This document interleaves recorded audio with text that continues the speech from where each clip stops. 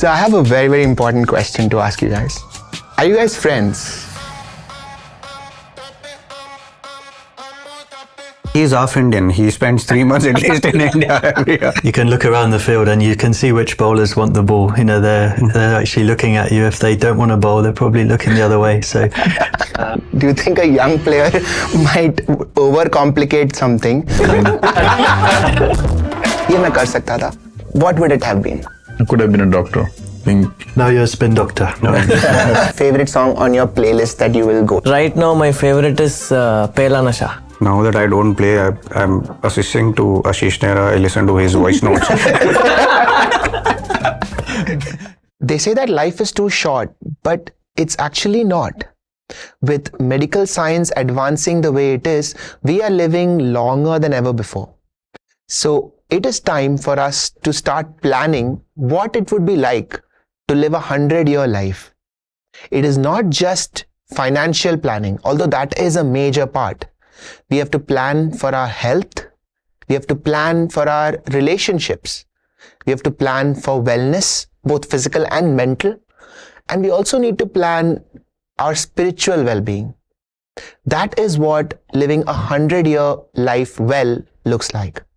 In today's conversation, we are talking to 4 cricketers from an IPL team to know what can we learn from cricket on how to live a good 100-year life. The first thing I wanted to talk to you guys was, as a neuroscientist, there were some things about cricket that really fascinates me. Josh, I wanted to direct this at you because you're a wicketkeeper and a batsman. I was doing the calculation, and if there's a fast bowler who's bowling and the batsman edges the ball comes to the wicketkeeper in under 0.5 seconds. Is that correct? Is that the amount of time you get to react? We actually don't know. Depends who is bowling. Depends who's bowling. So if it's a slow bowler, you'll get more time. Slow ball, the keeper is up, so it's less time. So it's less time. Now the problem is, the brain has a particular limit. So it takes around 250 milliseconds to just recognize that the ball is coming to you. So your actual reaction speed is 250 milliseconds. And that is incredible. There is something called anticipation, which research has found that good cricketers do, that they anticipate that the ball is going to come here. So they don't wait to react. They already know that it's going to come here. Have you ever experienced something like this? Yeah, I think every day playing cricket, and you're the expert, so I'm sure you understand it. But like you said, the subconscious brain is so much more powerful and quicker than the conscious thoughts that we have. So you gave an edge and taking the catch. At no point are you really consciously thinking, okay, he's edged it, I need to move here, put my hand in this position, do that. You don't have time, obviously. So subconsciously, your practice and years of information that you've gathered over time, which can formulate in a short space of time. Like you say, the same with batting, you don't consciously have time to react. It subconsciously happens. And I think that's that sort of flow state that we're always trying to access. I think actually get out your own way with your conscious thoughts and let your subconscious look after you and perform. And that's what I think when we're performing at our best, you're almost a passenger in your own game, you know, that your body is just doing it for you. Thank you for saying flow state, because I wanted to ask you about that. It's the ideal state for a sportsman. I think everybody aims to be there when they are not thinking, when they're not constantly wondering what to do next. But do you also find yourself in those moments where you don't know what to do, or you are questioning yourself? Sai, have you ever experienced this, that the ball is coming and in that moment you're wondering, should I go for a cover drive? Should I go for a flick? Or is it always in flow state? I mean, it's never always in flow state, to be honest. You go in and come out. It's blocks of states where I've experienced that. But I feel it's more about the preparation and awareness, how you have built and how you have prepared for the game or prepared for a tournament. If you might definitely find certain situations or circumstances where you're not comfortable, you will have to think. So at that time, I think if you have the right amount of awareness and preparation, you will have answers to come out of it.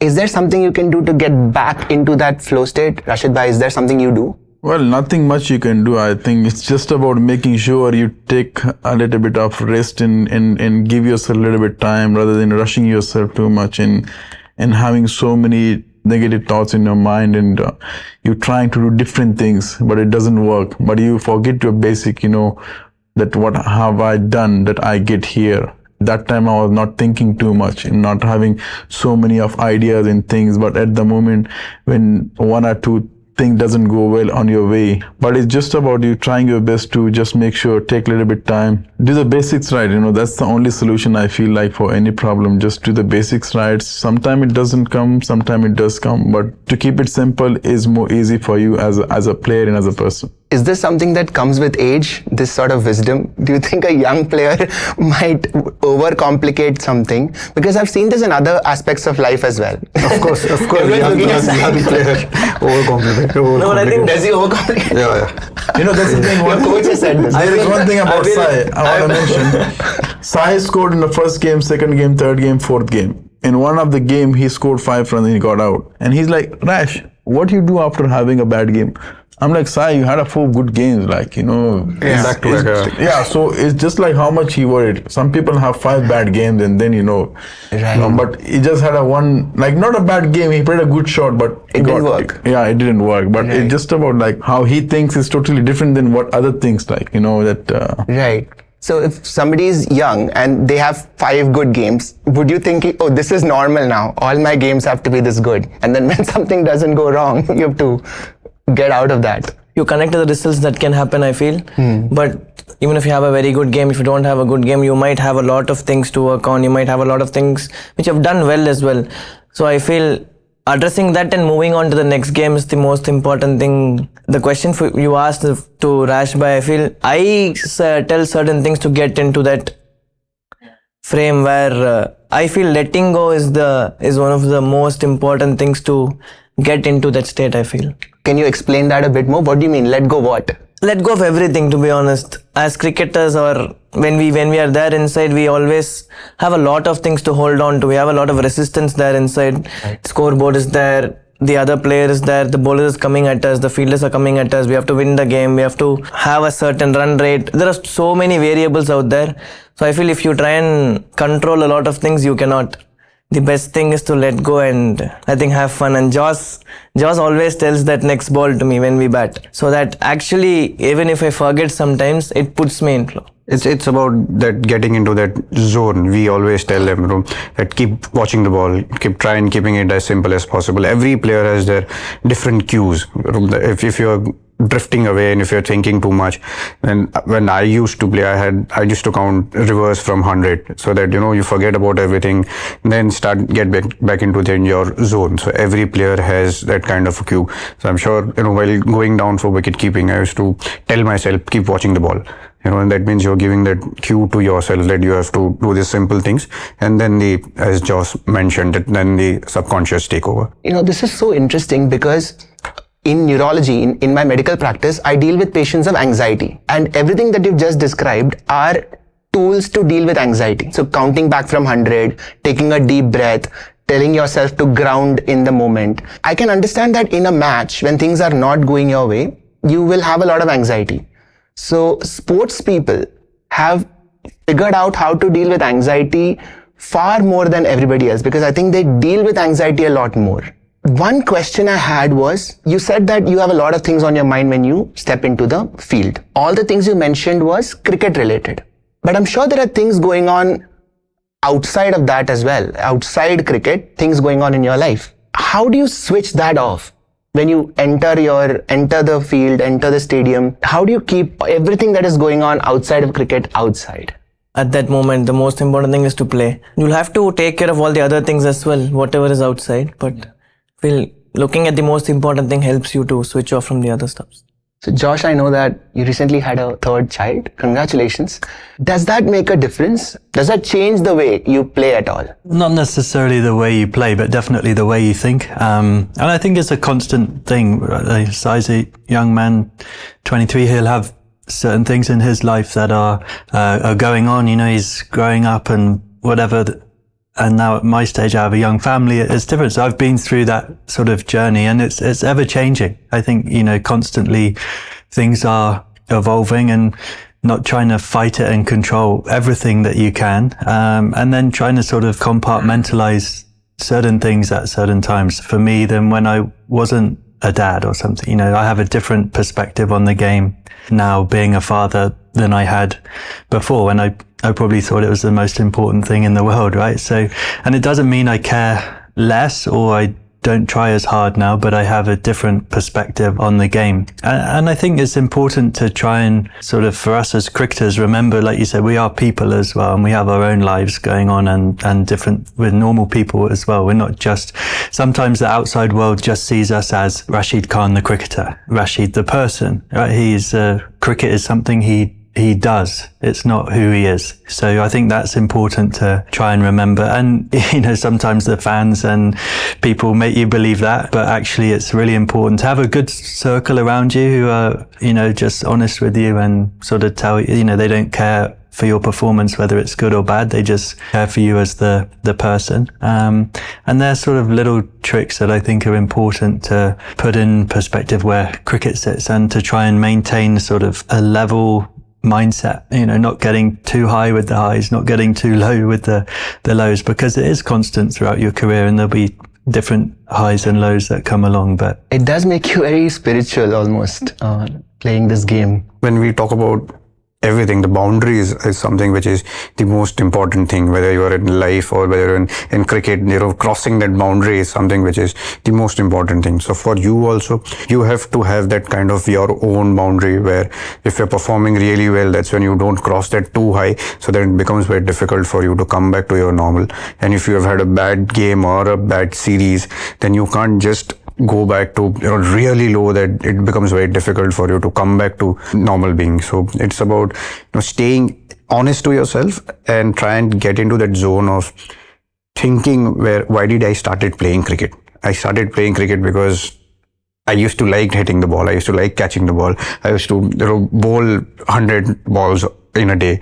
So that's when, if you can get yourself into that kind of a zone, then everything else just gets taken care of. So you said that you shouldn't let a bad game or a series of bad games affect who you are. But Parthiv, do you think it's easier for somebody who's not from India to say this than an Indian player to say this? He's half Indian. He spends 3 months at least in India every year. All right, good. I'll let you have that. He spends a lot of time in India.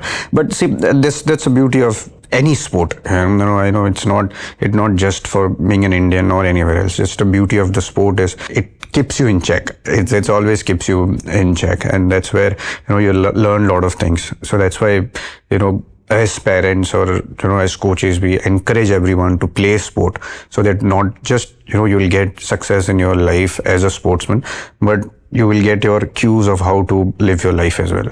Speaking of things going on outside, Rashid bhai, I have to ask you this. You are an icon from Afghan cricket team. You've been captain. Does that identity, the Afghan identity, whatever is going on in a country, does that affect your thinking, the way you play, knowing that you are representing a country that is just looking up to you? When you don't play, it does.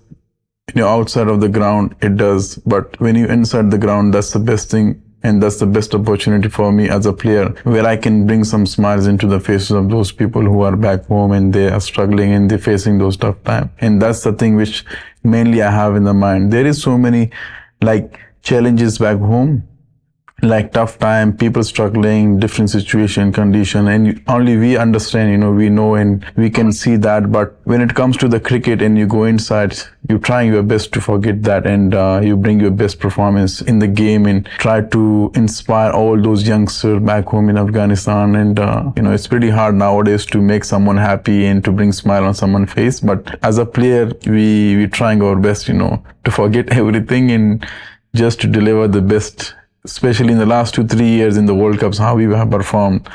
To be honest, it has changed people's mind and everything. Whatever has happened and whatever happened, they just forgets everything with one good win for us in the World Cup. So then that's the only thing we all as a team have in the mind. You just forget what is going on. Let's just focus on the game.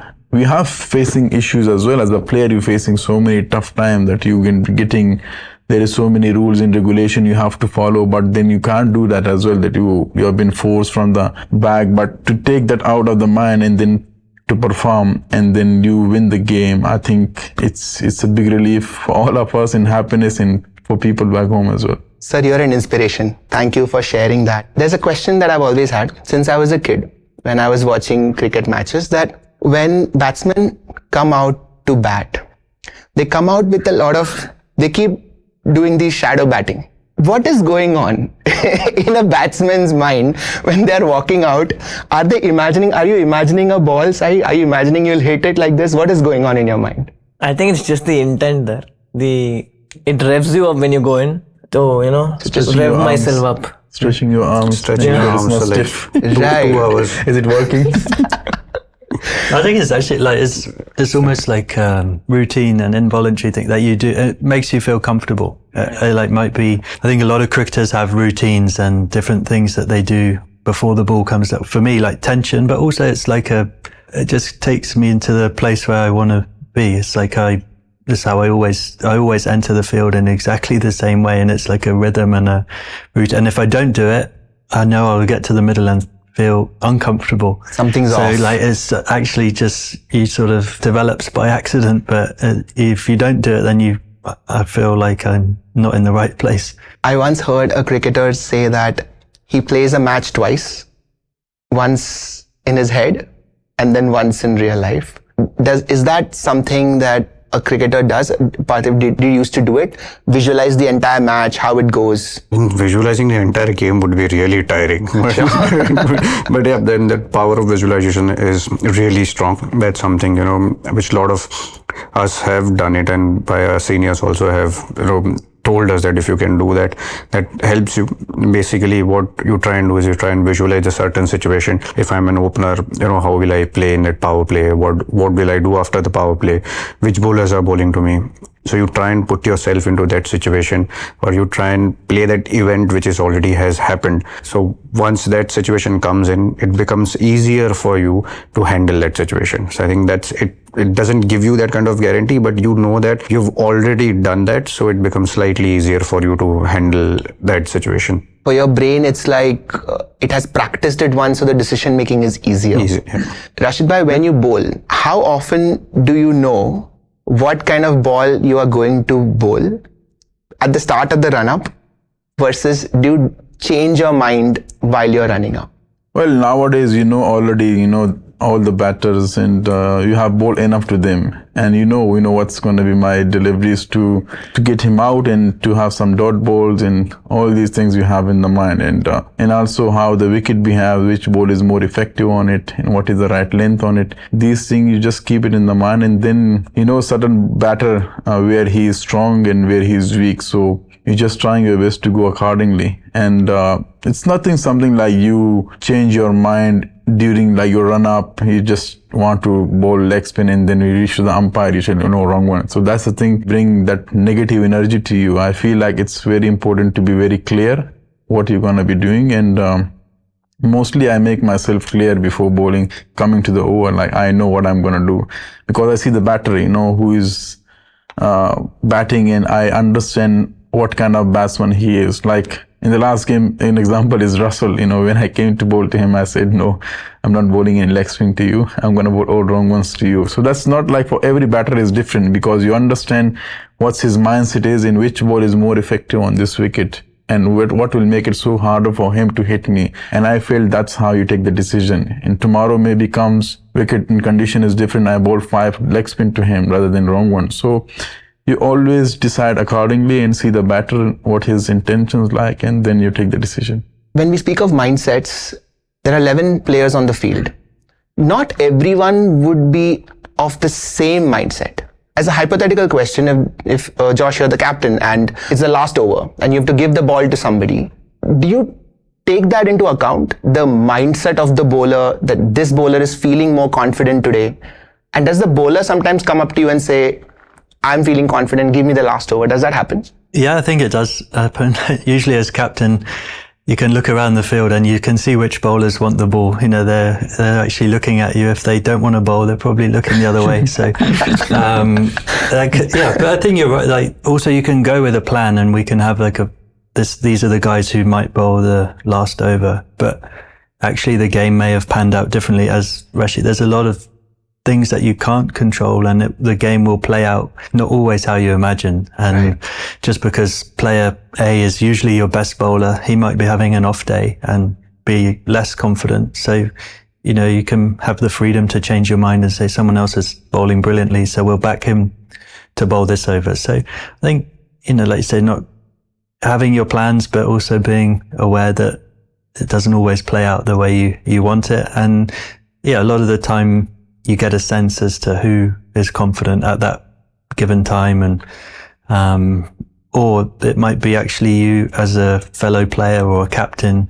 can give someone confidence, you know, who's to say, no, I trust you, I believe you're the best bowler for this situation. And you can see their confidence rise in those words or by giving them the responsibility. So it can change, yeah. Words that the captain says at that time has a huge impact on what that person feels. Sometimes. Yeah, it depends who the captain is, I think. Yeah. Fair enough. So I have a very, very important question to ask you guys. Are you guys friends? I hope so. Yeah, we would like to believe that. Although Sai didn't get invited to Parthi's house. So maybe not. We wanted to talk about him, so we All right, so the three of you are, okay now. So the reason I asked is that you guys are colleagues, you guys are teammates, but how often does that translate into friendships, like hanging out outside of the match? Does that usually happen? I think it does happen. I think cricket is a game where you do spend a lot of time with your teammates, and obviously the game is a long game, or if you're playing a test match for 5 days, you're always there and traveling and spending a lot of time in hotels. So I do think some of the better teams I've played in, you see really good off-field relationships as well. Guys who enjoy spending time together, they know each other well, they can be, like you say, true friends to people if someone needs a arm around their shoulder, or they need some fun, or going out for dinner, whatever that stuff is. So yeah, I think the sort of team cohesion stuff, you know, on the field can sometimes replicate it off it. But at the same time, I know of teams that players weren't really friends, but they were brilliant teammates and could get great results as well. So I think it can be different each team, but it's much more enjoyable if you're friends with your teammates, because you do spend a lot of time together. Because this is one of the corporate terms that get thrown around a lot, that we are a family, we are friends, we are not just, you know, co-workers.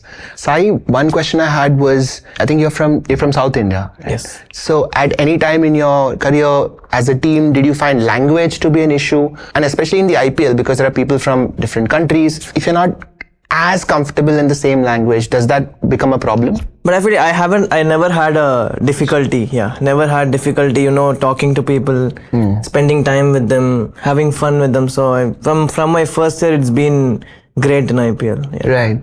So does English become the norm language in IPL, especially because it's all over the world?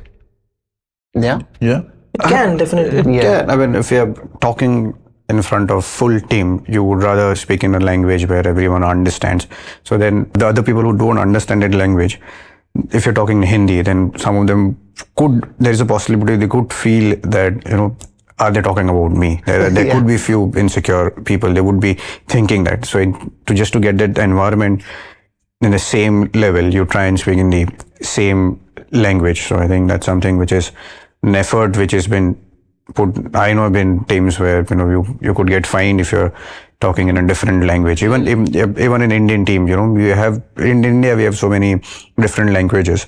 So I mean, if I'm talking in Gujarati with Akshar Patel and someone who doesn't understand it, we could get fined. So I think that's something which is, you know, which just to get that everyone on the same page. So there are some words you need to learn in Tamil, definitely. The important ones, yes. Important ones. Let's go. So does that also translate to sledge? Like he has learned every time he comes on, when he tells me, comes up with one extra. Yeah, See, now I'm sat here like, what's going on? Maybe they're Talking about me. That sense of camaraderie, that language becomes a big part of forming those relationships. What about sledging? So in national competitions, everybody in the same country would be talking in the same language. Does that ever happen, that you sledge in some language, the other person doesn't even understand what they said? It did. It had happened to me to start with when I was just 17. I was playing against England. First thing was to understand the accent, which is very, very fast. So someone did tell me something and which I didn't understand. And then there was Sai Khan at the other end. He said, why didn't you give it back? I said, first I need to understand what he said, only then I can give it back. As you go through your cricket career, you would be having mentors. How does somebody find a mentor in the cricketing career? Does that happen organically? Do you have to reach out to somebody, say that can you teach me something? I think it's both ways. It's organic sometimes and you reach out for help sometimes. And it's all about building the trust with that person, building the trust that whatever they say, even it can also be a wrong thing. But because of that trust, you create a lovely relationship with them, and it obviously helps you to get better. And I think it's always nice to have one or two people like that to talk whatever you want to and talk whatever you feel like, rather than they're not going to judge you. They're going to only help you for you to move forward. The career of a cricketer would be playing till 40, 45. How often do you guys think about, okay, now what next? Does that come up anytime? Rashid bhai, do you think about that?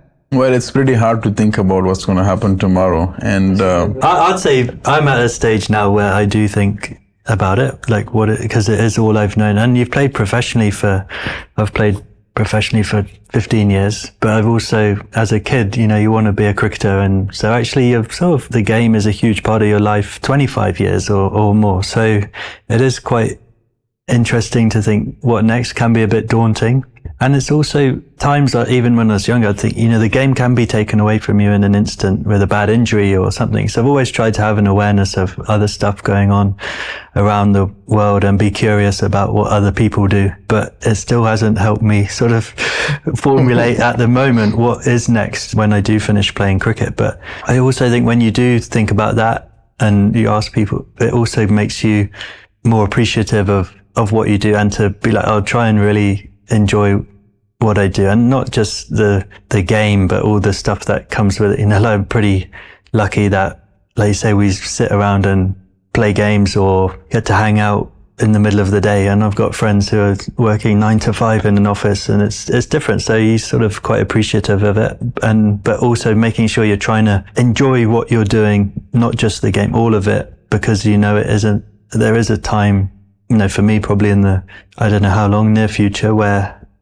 it will change. So, and that's where I think you have to try and, again, differentiate yourself between you, the cricketer, and you, the person, that, which is easier in a small circle, because on the outside, people will just sort of think of you as a cricket player. But yeah, the time will change. Obviously, PP's transitioned from a player into I think doing other stuff, so he will be able to give a good answer. Yeah, I think, obviously, it's when it's about to get over, that it's getting over. It's about a couple of years left in you.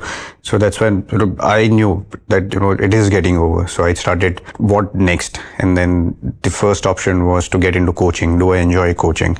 So I did my level 1 course then, whether I can get into coaching. It is something which I want. And then I said, broadcasting is something which, that fascinates me. So that's when you learn the integrity of the broadcasting and that scouting, which I've always enjoyed. That's something which I built the Gujarat team, not the Gujarat Titans, the Ranji Trophy, where you go around and watch matches. That I enjoyed.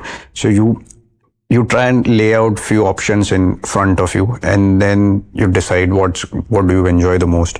But when it's about to get over, that this is time, and the biggest decision which you have to take is to retire from playing cricket. That is something which you've done all throughout your life. To let go is something which is the most difficult decision of your life. I'd kept a bat next to my bed for 15-20 days. When I woke up, I never felt like, I want to have a bat again. So that's when that, now it's time for you to move into a different phase, but you have to keep your options open in place. But that's something which you have to, like you tell your every players, right? That don't set your boundaries. Don't be in that box.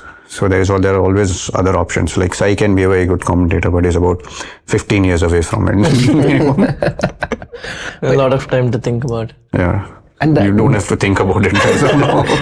Yeah, these thoughts also, I guess, they come after a few years of playing. I'm sure every person in any field will have to keep an open mind because world is changing so fast. Jobs are changing so fast. So they may have to keep reinventing themselves. But sportsmen, especially, since you guys have been playing since you were kids, does it make it more difficult?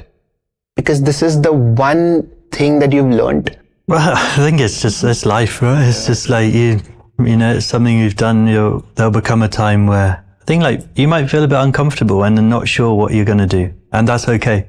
Like, you know, that's how I feel a bit at the moment. Is like people quite a lot of the time now they say, you know, the questions start to come like, oh, have you thought about what you'll do after cricket? And it's like, I don't actually really know, but I'm sure something will present itself. Be open-minded. You can try things like, you know, I might try coaching and really dislike it and sort of actually I want to do something nothing to do with cricket, but we'll see when the time comes. So yeah, just be open-minded, I think. But yeah, not trying to, I think the letting go thing is the thing I'm actually interested to, and everyone you speak to says, as PP's just said, there's a time, you just know. So just trust that will come, and then you'll just know what you want to do next. There are sportsmen who talk about the importance of playing multiple sports. Does that come up? Because I know I've seen a lot of videos of the Indian cricket team playing football. I know that there are cricketers who also play golf. I know Magnus Carlsen, who's the chess grandmaster. He plays a lot of poker, almost professionally. Does that come up? A child who wants to be a cricketer, should they also learn other sports to become a better cricketer? Parthiv, do you think that's the thing?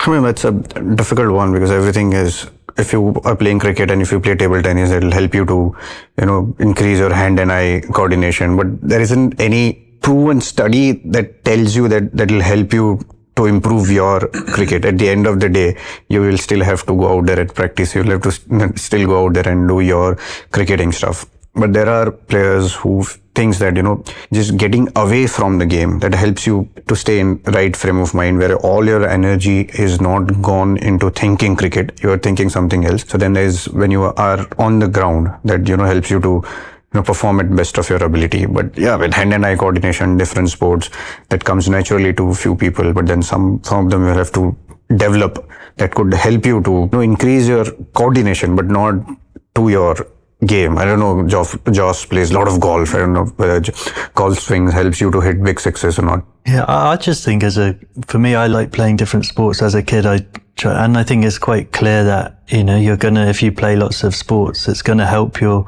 coordination, your movement. There's just so many crossovers. Hand-eye coordination is in so many sports. So, but it's not necessarily means that I don't believe that you'll be better. It's just that you like doing other stuff. Some people might only like playing cricket, so just play cricket. But some people might like doing all the other ones, and that's cool as well. So I think there's obvious, like you always hear actually commentators, oh, this guy played hockey, so he's like playing a hockey shot. He's not, he's just playing a cricket shot. But obviously the movement is pretty similar, or a golf swing is similar to hitting a six. Like there's just natural, like that's, you're hitting a ball, like that's, of course there's a crossover, but it doesn't necessarily mean you're going to be better, I don't think. But I would encourage my children to just try and things, and whatever they like, just go for it. The one takeaway that I wanted to get from you guys, what can people learn from sports? Rashid bhai, if you have a bad phase, if you have a bad day or a bad tournament, how do you what is that one takeaway that someone can listen to this and say ki, okay, jab meri life mein kuch kharab hoga to this is what I need to remember? How do you deal with it? How do you come out of it? As Josh and Parthiv bhai said, like, you're trying your best to do something different, like play golf, just to get your mind out of the cricket, play different sports. I try to just watch movies, speak to my family. One of my nephew, I speak to him a lot, so he gives me that good feeling. And a night before KKR's game, my little nephew, he's 3 years old, so he messaged me a voice message he sent to me, and he sent me one of the picture. So I don't know, media took picture of mine. I was sitting like this in the plane and watching movie, and they just cropped that phone and just my face was there. And everyone thought like, I'm so sad, I'm not performing well. I was just sitting like this. So my little nephew, he said like, do you want me to come? You know, if you're very sad, I want to come there. I know you're not taking wickets, but I want to come. And that gives me like so much, you know, that good feeling. And he's like, you will perform next game, don't worry. You just smile. And he sent me that voice note. That was so cute. And that given me so much positive energy. And I feel like those little things you do, you know, it just totally change your mind in your game. Beautiful. I have a small little round where I just want people to know little insights about you. So, Zyada inside much. kuch nahi hai, kuch nahi. Nothing that your opposition can use against you. Not only the opposition. Oh, each other.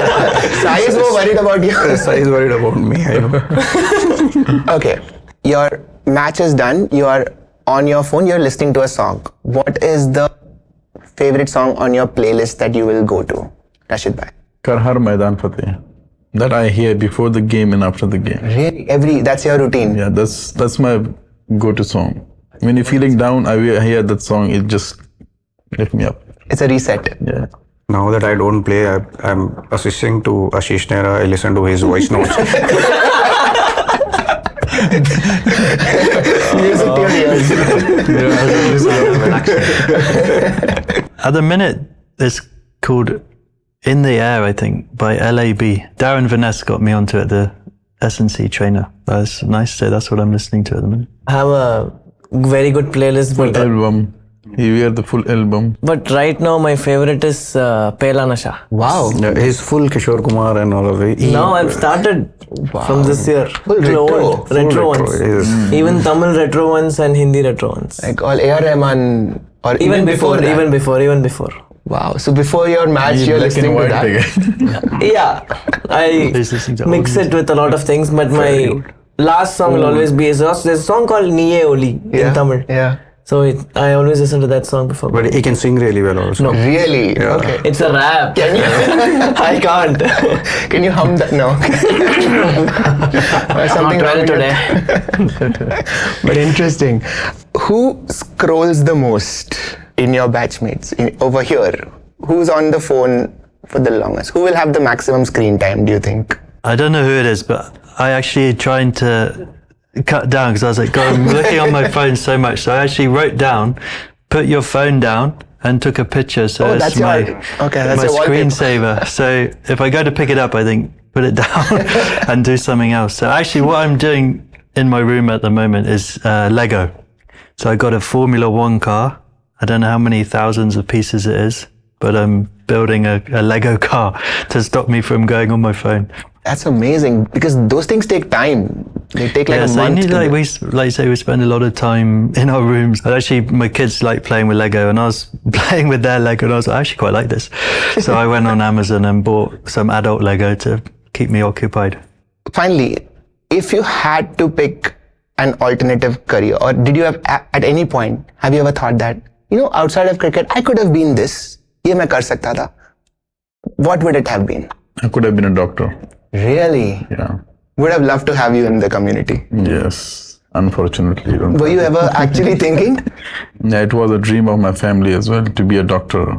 But brothers supported me, mom and dad. They used to say doctor is, we don't have anyone in the family, so. But once I got into cricket, they say it's fine. Yeah. Just do what you're doing. I think you're making more people happy doing this. Yeah, I think. Now you're a spin doctor. Spin doctor. Parthiv, what would your alternative career I be? never had the chance to think about it. I played for India when I was 17, so true. I didn't finish my school either. So I don't know what. Right. Maybe something to do with numbers. I'm pretty good with numbers and stuff. But I don't know. I've never thought about it. Never had to think about it. Also. Yeah, actually, that's never had to think about it. Yeah, that's a better way of saying it. Yeah, probably would say one of the privileged ones where never had to think about it. Josh, what would have been your... I always say a postman to this question. I don't know why. I just thought nice, easy life. Deliver the post around the village and then go and play golf. So, I love it. easy.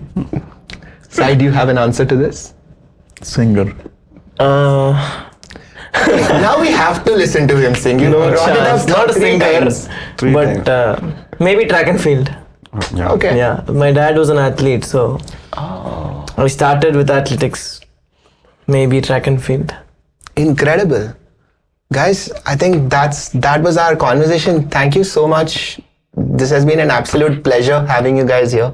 Thank you so much. Thank you. man. Cheers. Thank you. Cheers, Parthiv. Cheers, Rashid. Guys. Thank you so much.